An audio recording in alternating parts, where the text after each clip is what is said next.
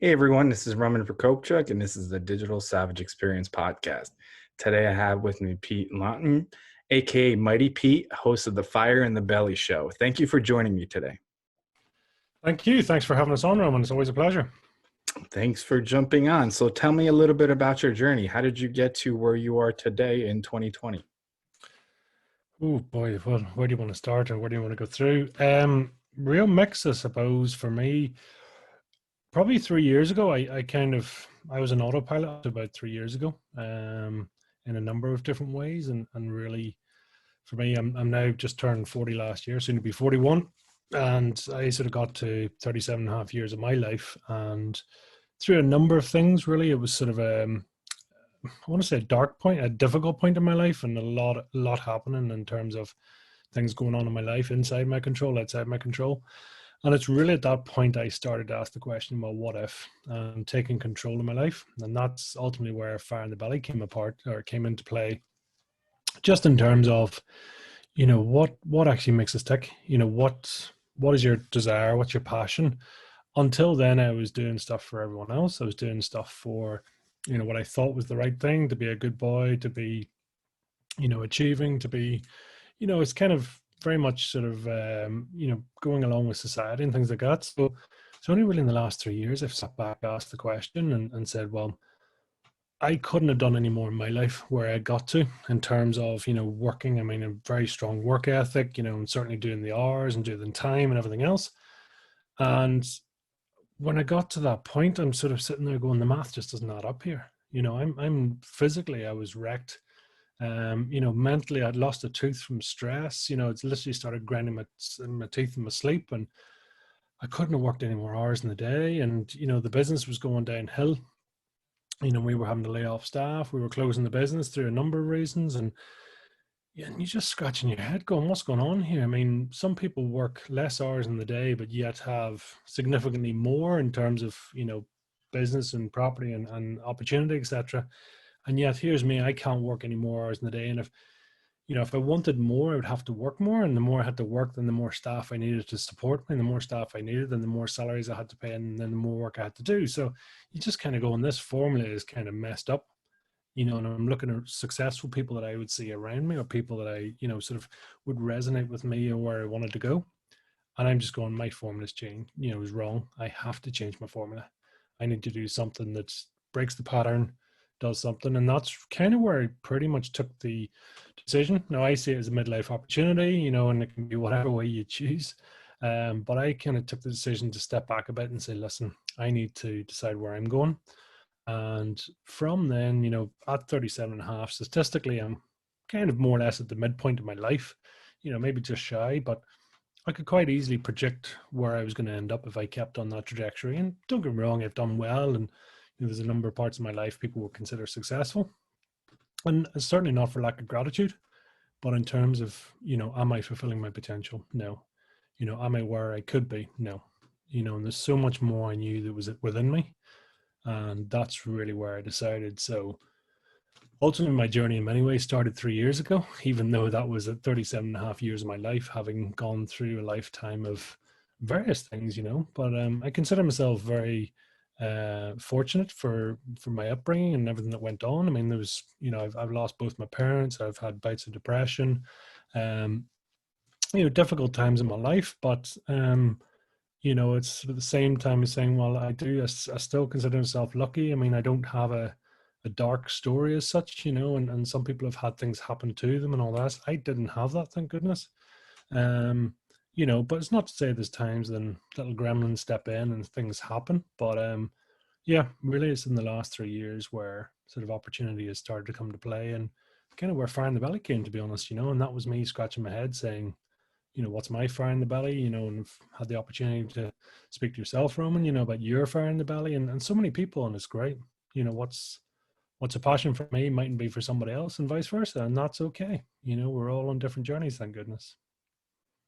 Yeah, I agree. And like you said, I think it's important. Some people get to a point in their life, not necessarily midlife, sometimes at the end of their life, and the things that they didn't kind of go after or break that habit, or the things they've been doing for years, that's the things that they're going to regret in terms of not taking an opportunity or doing something professionally or personally, or whatever you know want to improve or jump into, or something that you may have had on your mind that you never really, you know, pulled kind of the trigger on or took those steps, like they were in your head but you never put them down on paper and then did the actions to kind of get closer to that goal or whatever it was. So I think it's important at any point of your life, as long as kind of you have breath and you can wake up the next day, you can change the trajectory of your life. Absolutely. And I think it's scary that one of the questions I like to ask people is in terms of, do you like yourself? Do you love yourself? And do you value yourself? And it's scary. Like, I mean, ultimately the number, it's sort of uneven odds in terms of those that come on the show and those that are published, because on my mentorship side, generally a lot of the times the ones that are saying, no, I can't answer that question. Do you love myself? And you're saying, well, actually, no, I can't stand myself. There's so much about me that I'm not happy with. And that's, in some ways, it's heartbreaking. It's like, never mind everyone else in the world, you can't stand your own skin, you can't stand who you are. And it's like going, that's, I find that really hard to swallow. And I was there too. I mean, I can say, some people see it as an egotistical thing, but just as you say, you could get to the end of your life and maybe that you just don't know any better. It could be that, so many of us are living life by circumstances that have happened to us. It could be that parents did the best that they thought was right, and whether it was or it wasn't, or society has done certain things. And sometimes people wake up, sometimes they don't. It's kind of scary. It's like a lot of things, and listen, abusive relationships, any sort of relationships, things that happen, and you kind of go, how did it ever get to this? You have to ask your questions sometimes, and you kind of go, well, do you know what? It wasn't that bad, so we just left it alone. And good is almost, good is not good enough. A lot of the ways you sort of saying it, it should either be, it's either excellent or it's not. There should be no gray areas in many ways, because that's almost the problem with a salary, with a job, where it's kind of, it's good enough to feed you and keep things rolling, but actually it's not enough to make you fat, and it's not enough to, let you, sort of retire or sort of change hobbies and live your passion. So you're kind of stuck in an in-between environment. And it's almost, that's more deadly in terms of, how you doing? Yeah, okay. It's kind of going, wow, what do I do with that? It's just like trying to massage an octopus. It's kind of bound to be very unsatisfying. It's just, there's nothing there, and the passion's just not, it's not bad enough to change. It's not good enough to, actually sort of jump out of bed and do it, so it takes a bit of strength, but it's different, how we all get to where we are in life. Yeah, and ultimately, you're the one that has to decide to make that change. Nobody's going to do that for you. So if you're looking for something, somebody else to do something or act a certain way, or hope an opportunity comes around, if you don't take initiative and the steps to reach that, or mend a relationship or build something or do anything, it's most likely than not going to happen. So Yeah, taking responsibility for your own life. It's so key. I mean, there's so many sayings and so many things, kind of throwaway comments that people can, it's all about, we hear stuff and motivational stuff. And for me, and this is why I suppose Fire in the Belly resonates with me so strongly. I kind of think you can pray till you're blue in the face, and you can wish and hope, and you can do all these things, but until you find your natural frequency, until you find what it is you love to do. And I genuinely believe we all resonate, we all vibrate at a certain point, and certain things that actually align to us. And that, listen, that could be, could be doing podcasts, it could be, helping people, it could be, fostering kids, it could, there's a million different things, thank goodness, and if that's something that you live and breathe, I mean, you generally know when someone's found their passion, their fire in the belly, is simply is because they don't shut up. That's the, it's a bit of a, it's a bit of a giveaway, because they're so passionate and they're vibrant about it. And you hear the expression, like, if you're living doing your passion, then you'll never work a day in your life. Because it's almost like this infinite energy potential, because it makes total sense to you. There's no resistance in what you're doing. And the how is no longer a question. It's kind of, who can I speak to, what can I do? And finding that, and it's, it's sad when people don't find it. And there's so much opportunity and stuff out there for people to do it. And listen, it can be anything. It can be crazy. And they talk about the ripple effect. They talk about the law of compounding. There's so much, and your niche could be as narrow as, I know for yourself in terms of digital marketing and SEO, or it could be a certain niche of fostering a certain type of child or a certain process or whatever. And you can, in some ways, very easily be a world expert in that. Depends if you follow the 10,000 hour rule or others. But, if you do that, not that you necessarily want to be the world expert, but when you niche that closely and you drill down in that, and you know, a bit like in that book Essentialism, they talk about applying all your pressure and force and desire on one point as opposed to spreading it over 10. That's a really key thing, that you can focus your mind and accept that, yeah, okay, this, you know, winning is almost, admitting and letting things go. When you can, winners should actually sort of drop things and should take things off their agenda, because otherwise we can all be a bit of an expert at everything, but not necessarily be a specialist. It's one thing. We're all sort of desperate to try and keep clinging on. Don't know if that makes any sense, but Yeah, it does. And I mean, for me personally, I think people mistake you mentioned prayer. So when I'm praying, I'm not necessarily asking for things. I'm just, being grateful in terms of for me to Jesus Christ. People come and pray and ask, I usually for, superficial things. I mean, a lot of times we are human, get me this job, this and that. But oftentimes, okay, I want to be successful. I want to be wealthy, but like it's like faith without works. So, okay, you're asking for that, but what are you doing in the meantime to get to that with that faith? So, if you're just simply wishing and hoping without anything in terms of like you actually taking an action, because I mean, anything in life is hard work that's meaningful and that's worthwhile. It's a journey for anything, any direction you go, but you can't just sit there on the couch. Okay, I prayed or I'm thinking positively, and it's going to happen. Like you need to take action. absolutely. I mean, there's a quote from it's the start of the Chicken Soup for the Soul book, and I can't remember who the quote's by, but Mark Victor Hansen and Jack Canfield talk about it, and saying you can go to the forest, find the biggest tree you can, and if you just take 5 good swipes at it every day, ultimately it's only a matter of time before that tree comes down. And if you apply the same logic in many ways, and same with all of us, that it is a bit of faith, but you gotta take a swipe at the tree. You gotta do something. You can't just hope and pray and hum and go, listen, yes, it's going to happen. Now, I'm not saying you have to work on the how, but certainly you've got to be there, putting the work in and saying, right, moving towards it. So whether, as you say, that be just actually putting an action in or moving towards it, and fair enough, it mightn't be the right action, or it may or may not lead you the right way, or in fact, it might open you up to a new opportunity. But, if you're not actually trying, I mean, there's all those analogies and, lead a horse to water and all that good stuff, but ultimately, I just love like the power of compounding, and today I was working out, as you do, like 1% of the day is 14.4 minutes, but then if you take like a 1% change compounded daily over a year, it's like a 3,000% change. I mean, as in 300 times better, so like what could you do in 14.4 minutes? What could you bring forward? And sometimes it doesn't have to be monumental steps. It just needs to be little things every day, consistently. And, I mean, we talked before we came on about kids screaming and stuff going on, and life's busy, and, who's got the money and who's got this, and I've got this, and I've got 50 things to do. And, you know, it's just even in that is like, can you still, find a passion or find something that you're willing to spend that time on?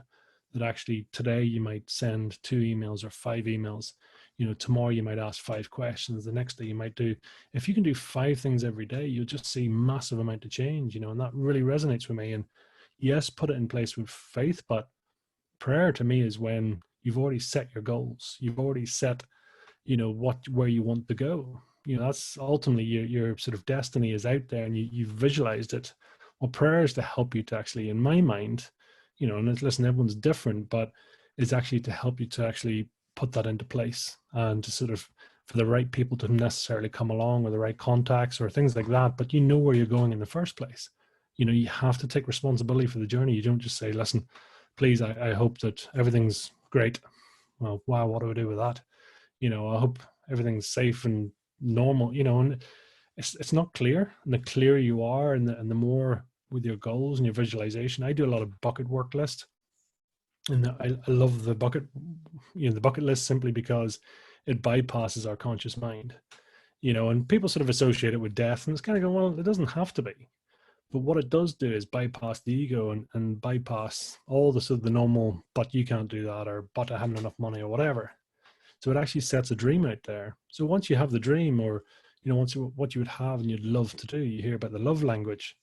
Well, then suddenly, then you can start praying for that. You might go, well, help me to reach my goal. And I have set a goal, and I know what I want to do, and I can taste it, I can touch it, I can see it, I can feel it, all in my mind. So all we're doing now is, the end is already decided. All the prayer is doing is actually helping you through that journey to continue to give you the strength, and really take you on your path, and offer guidance and faith at the right times, because there is times you're going to get tired and going, what the hell am I doing, where am I going? So suddenly then you can actually get a bit of assistance on way. So that's to me what prayer sort of comes into, and faith and all those things. But it has to go one in hand. So, what motivates you to succeed? Obviously, those motivations may have changed over time with different parts of your life and things you had going on, but what currently motivates you to succeed? It's a very good question. At this point in my time, and you're right, it has changed a huge amount in terms of, previously it was chase the money, chase the money, chase the money, and what can I do? And there was ego in there, and am I seen? And am I, how much noise can I make on the way that people will sort of?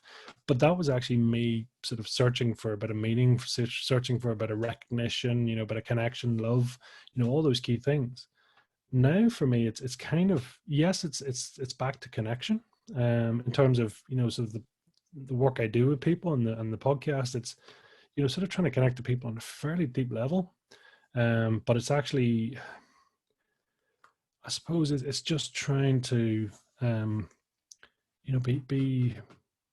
quiet in what I do, in fact, and just learning. So I want to be able to be out there learning, and um, just growing every day. I mean, up till 3 years ago, I mean, universities and colleges, like, you could burn the building down. I was done with it. I'm not ever going back there. And it's actually since then I've realized I'm going to be learning to the day I'm lowered into the ground.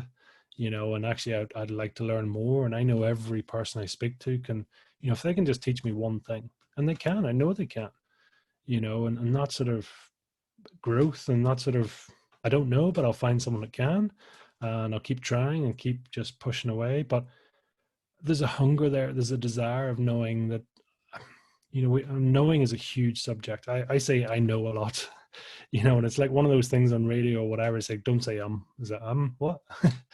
But I actually say I know a lot, and then, but I love words. So when you actually, boil it down, you say, well, what does I know mean? And it's like, I know I'm capable of more. Well, okay, well, where's that voice come from? I know. So part of me knows that actually there's more in there, that I'm just not unleashing, my potential. So it's almost straight away I'm like going, well, I've got what I know says I can do, and what I'm actually currently doing. So my desire is actually to try and tap back into that a bit, um, and see what's possible. I got to 37 and a half years on a good trajectory, and I've done okay for myself and all the rest. But now I'm kind of going, well, what if? What it drives me now, and going, that's Jim Carrey, the what if, the yes man. What if I said yes to everything? What if I just kept going? What if I did one thing a day? What if I did 14.4 minutes of stuff a day? What would happen? And it just is kind of going, wow, this is interesting. Take a different view, I take a different plan, and just keep pushing. So it's a thirst, it's a hunger, it's a desire. I know where it's going to end up? Hell no. But I'm very curious. I'm interested. I'm enjoying the journey. For once, I'm pleasure driven.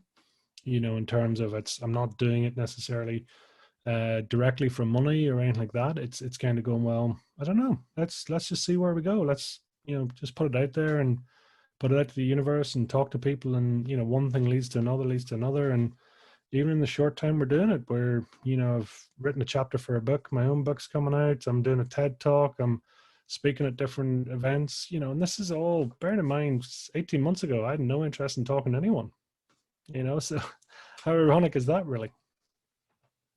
Yeah, I think it's important to keep learning and learning from every kind of experience. I mean, personally, every guest I have on, I try to learn at least one thing and implement from that conversation or look into it some more. And shows or interviews I do, look into that institution or that show or, that content and see what I can learn from it.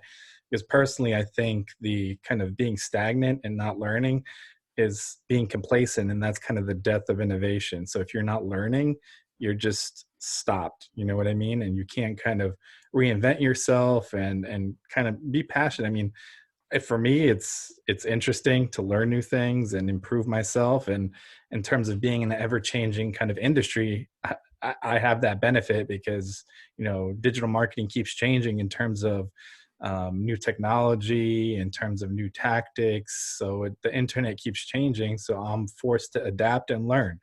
I mean, obviously, there's roles and jobs out there. I mean, if you're a carpenter or you're a roofer, there's only so many ways you can put on a roof. You know what I mean? It's not that much innovation in certain industries, so you have to kind of keep your mind sharp in that way, or at least I do. Absolutely. I mean, but what's probably common is the way you do your work. The technology, the end piece of the tools you use might change, but the sort of application, the way you approach it, the way you do it. And funny, I'm reading a book at the moment, and like it's from like the 1970 something. And I think, I mean, the smell of it and the, the sort of the markings of it suggest it hasn't been open since 1970.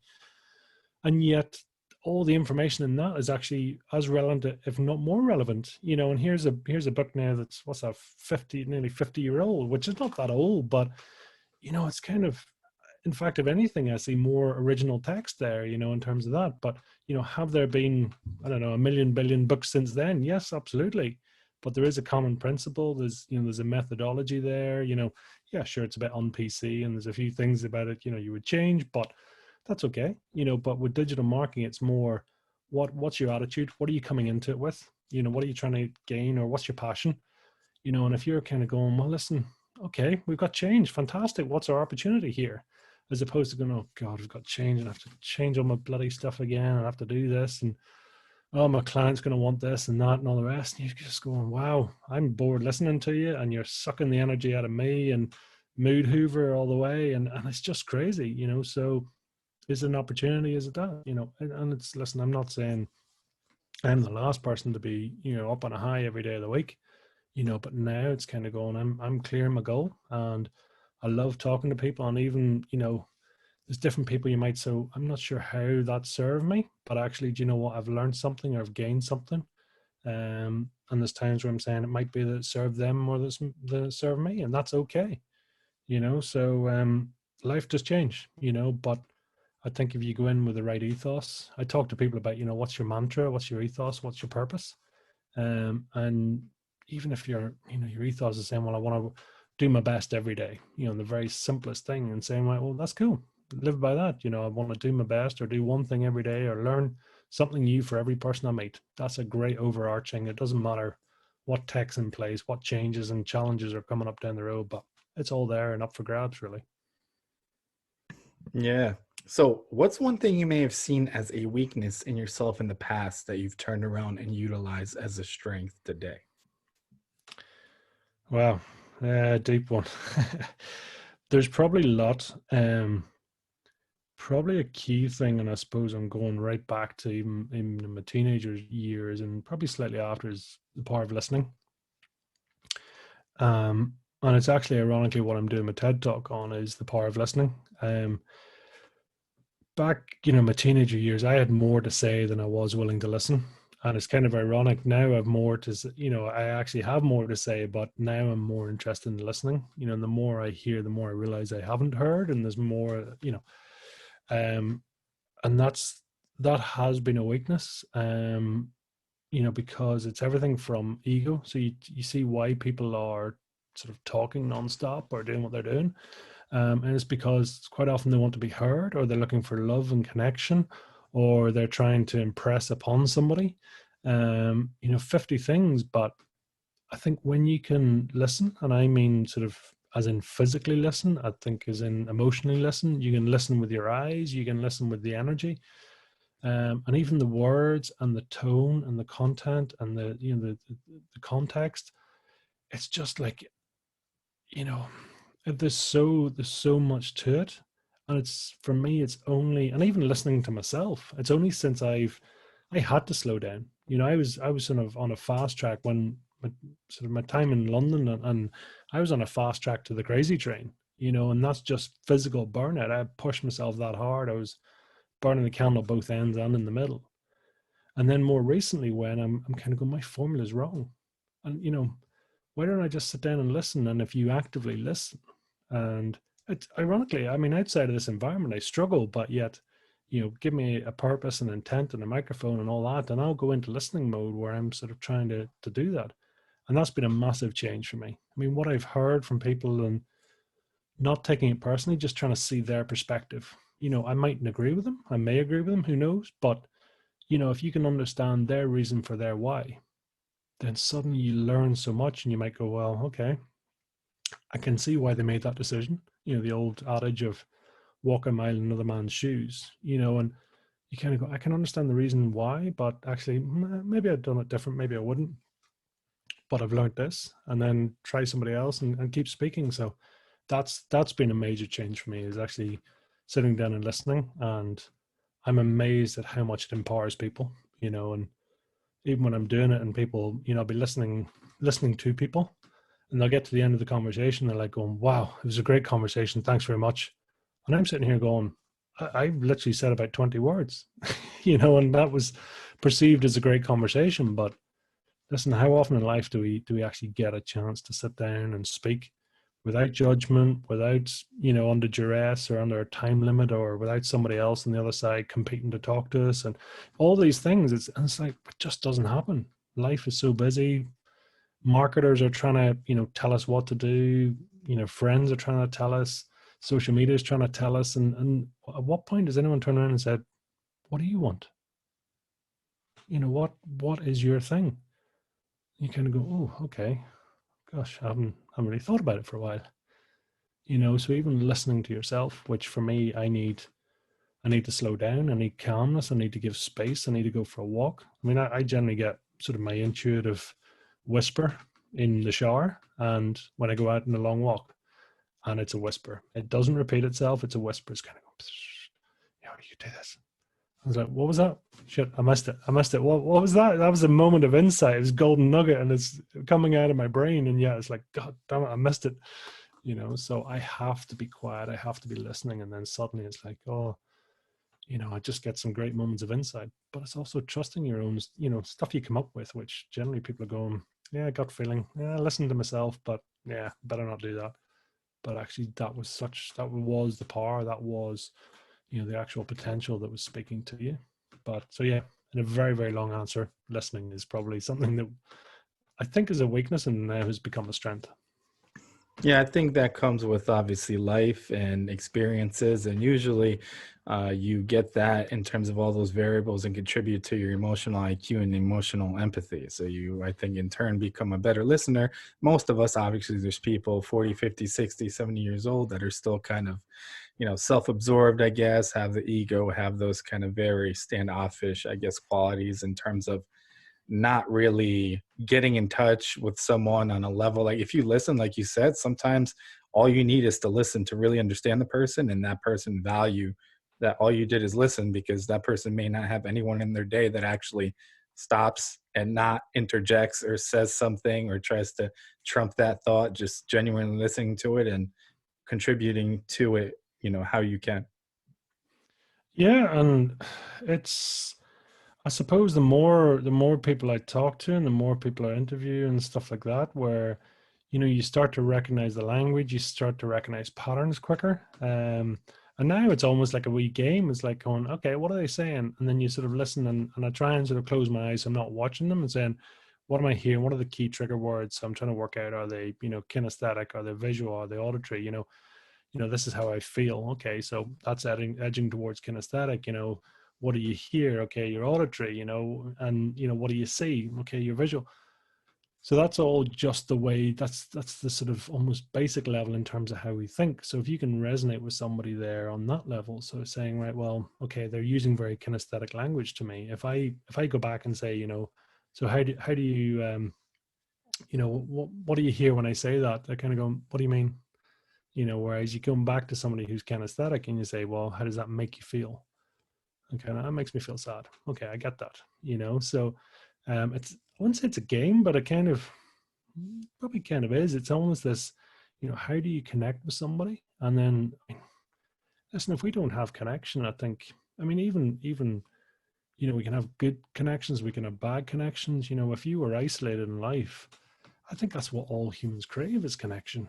And it's valuable connection.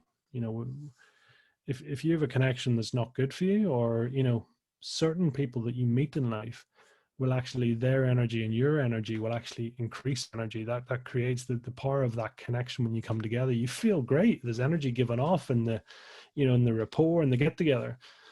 And then other times it's not.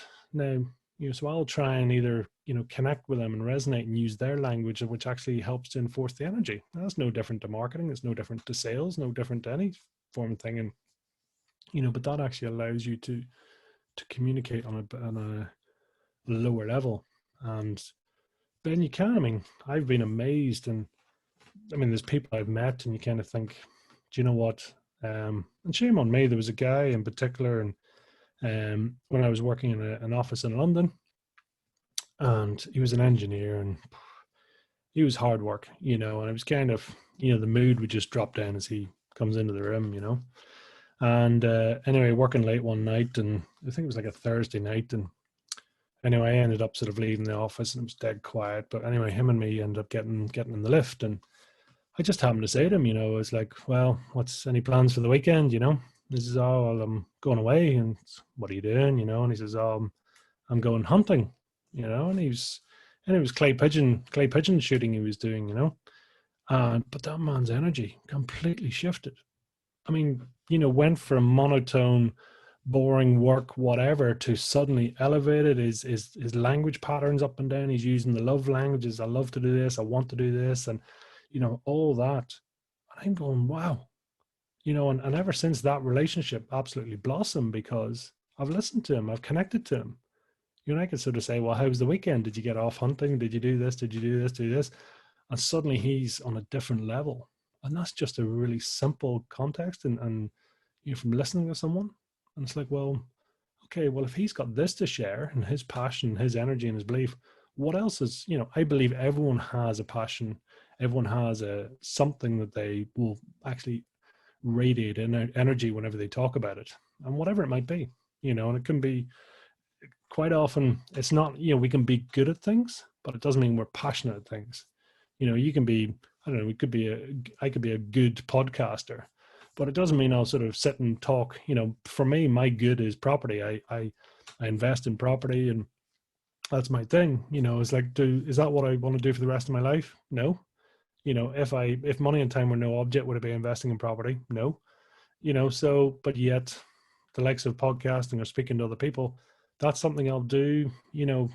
Money is not my orientation, and even the time it's going to go, I'll make time. So you start to see the difference there. And but again, you see, through that process, and I believe you talk to anyone, as my podcasts are quite long, and you talk to anyone for that period of time, and I believe it actually unlocks, there's a subconscious part of them starts to come out to play, and they've just never had a chance to let it out to play. And then suddenly they recognize their own language, and they start to see patterns, and sometimes they see it, sometimes I see it. And next thing you know is like, well, you do realize you've just said this 4 times, and you sort of use the love language, and you're sort of saying, well, why didn't you just, I don't know, become a DJ or whatever it was that you were passionate about? And they kind of go, well, man, I used to be, I had no money, and I used to have this. And it's like, well, actually, do you know what? I really love doing that. Why don't I do it? And suddenly you see the penny drop. And then, if you say, well, it wouldn't be that hard to do it as part-time, or you just research it at night, or do whatever you do. And suddenly, I call it my golden thread. When you find that, needle in the haystack, and suddenly you start pulling it and going, God, you know what? I'd love to do this. And you catch yourself Googling at 2 o'clock in the morning. That's generally a good telltale that you're on to bit of a passion project, whatever it might be. Yeah, I agree. So, what's one piece of advice you may have for the audience, personal or professional? Um, One that probably actually spans over both is learn how you learn. Um, Sort of close to me in terms of, it was only really in the last 2 years I was properly diagnosed with dyslexia and ADHD. Um, Before then, I mean, I was sort of artificially stimulating myself through coffee, through cigarettes, through everything else. Through school, I was kind of like the Jay Shetty video, it's kind of going with it, like teaching a fish how to climb a tree.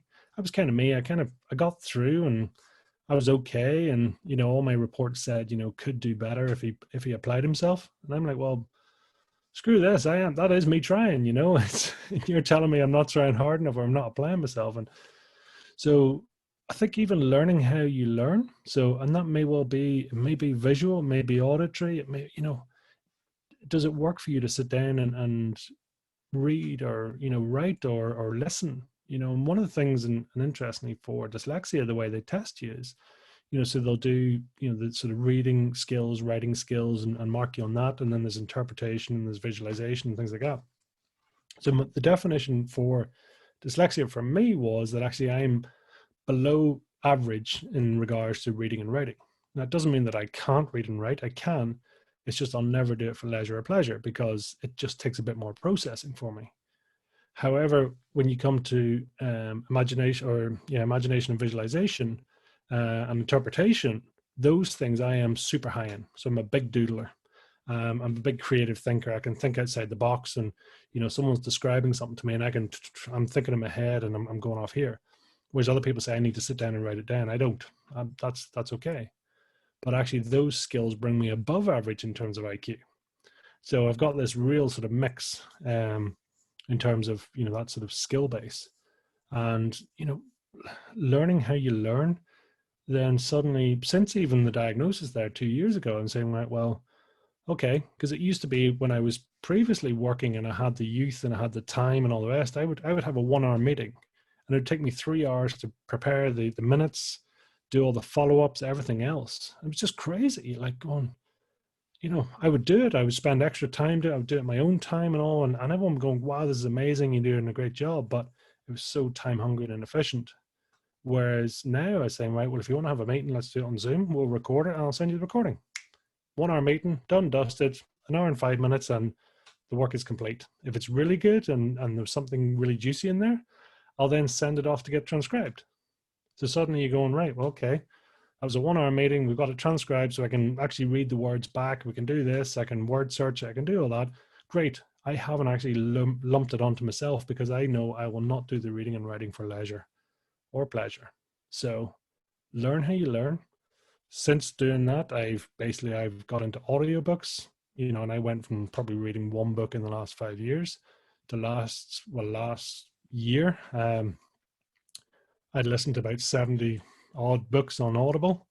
I've listened to another 30 odd this year already, and there's loads more. And, it's been a game changer. So suddenly I'm soaking up information again, and it's sort of forgiving myself and saying, yeah, I'm probably not going to sit down and voluntarily read a book, but that's okay because I can soak it in through, Audible and, audiobooks. And then I know that I need to listen to them at like 1.2 or 1.5 times speed because if it's too slow, I get bored. If it's too fast, I switch off. So finding that sort of right speed for that author and how I learn, it has to be fast enough that keeps me sort of hooked on, but not too fast that I sort of fall off. So it sounds really basic, but learning that and what way you biased and things like that. So yeah, learn how you learn is a pretty key thing. Yeah, I agree with that. That's why I feel like the audio format is so superior because, people don't want to necessarily read a blog post or a publication all the way through, but they're more inclined to multitask because, I mean, in terms of audio, multitasking is really the only medium that you can really do something else and still get something out of listening. So I can't drive a car and watch a video. I mean, I'm sure there's people that do it and not safe and doesn't really end up well, or reading, or obviously texting, or looking at an image or a meme or whatever. But with that, audio, format you can really consume information. And I think it's the same way. I don't, for some reason, I haven't really been tested for dyslexia or anything like that, but I just like don't like reading. Like listening to things is the way I consume information. And sometimes I'll play an audiobook while I'm working, and then something just like stands out, I'll stop it, I'll rewind it, and then I'll jot it down. And that's kind of how I learn and how I expand on the theme or what I want to learn about. And that may not work for somebody else, but like you said, find the optimal way to for you to pick things up and carry that over. Absolutely, and it's, I think it's being forgiving yourself too. It's, don't keep buying books on Amazon just because someone else did or whatever, and you kind of going, I'm never going to read the damn thing, and it's just going to sit on the shelf and just piss me off because eventually I know I'm not going to read it until eventually many years later I grow up the strength to give it away or hope it sort of disappears or something. So we sort of visually beat ourselves up. Whereas you kind of go, listen, it's okay. Just reading is not my thing right now. And it could be that it changes, when you're not busy with kids and, being stimulated by 50 million other things going on around you. It's the old adage of, I can't remember, there's been a couple of talks and Mel Robbins talks about it, saying that we take on like 11 million bits of information per minute, I believe it is. It might even be per second, but it's, so but consciously we can't do that. Subconsciously we can take it on. It's like we're sitting here and I'm not sort of wondering how my liver's functioning right now and what temperature it is, and then what's that funny noise off in the distance, and all the millions literally of other things. All I can do is really think consciously of about 50 things. So like, well, why not actually silence our brain, or sort of find ourselves in a place that where we can take it on. So it may be auditory. Now, maybe you have to listen to it twice, but that's okay. Or as you say, when you're driving a car, that's great because your conscious is actually driving the car, keeping you safe. So that means like the door is wide open to your subconscious. So you're taking all this stuff in.